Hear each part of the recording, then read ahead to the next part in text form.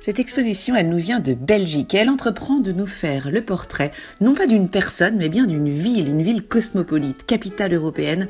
Vous l'avez deviné, il s'agit de Bruxelles. Bruxelles qui se révèle ici dans toute sa diversité, des facettes dépeintes par une quarantaine d'artistes, parmi lesquels Marcel Broodshurst, Stromae ou encore Jacques Brel. Un portrait subjectif et haut en couleur d'une ville où l'élite côtoie le populaire, véritable métissage culturel, une ville empreinte d'humour et d'impertinence, autant de caractéristiques qui ne pouvaient pas échapper à l'audace et à la créativité des artistes. Alors ici, nous sommes accueillis dans une exposition qui incarne l'esprit bruxellois, son folklore, son melting pot, dans un métissage artistique des plus riches, avec des photographies personnelles prises dans les rues de la capitale, à la volée, comme cette mosaïque de Beckmann constituée de 1300 clichés, des films d'archives drôles ou intimistes, des caricatures ou des installations comme celle de Gendelgeers qui momifie avec du plastique rouge et blanc des artefacts d'art africain, comme autant de totems contemporains. Totem aussi avec ce mannequin-piece, ce petit ange imperturbable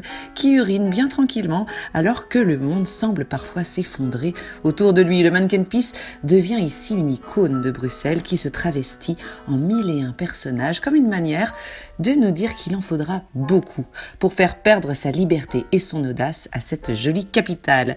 Vous découvrirez aussi une création étonnante. Écoutez, c'est la Weltmaschine, la machine du monde.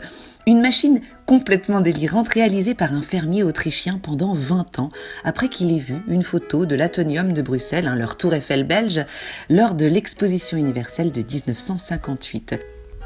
Et puis il y a aussi ces sculptures assez surprenantes, faites de briques et de brocs, de peluches kitsch et vintage glanées sur les marchés de la capitale. En résumé, une exposition qui, comme Bruxelles, ne se dévoile pas au premier regard, ne se révèle pas aux gens pressés, mais vous demandera une vraie curiosité et un peu de temps, tellement elle est riche.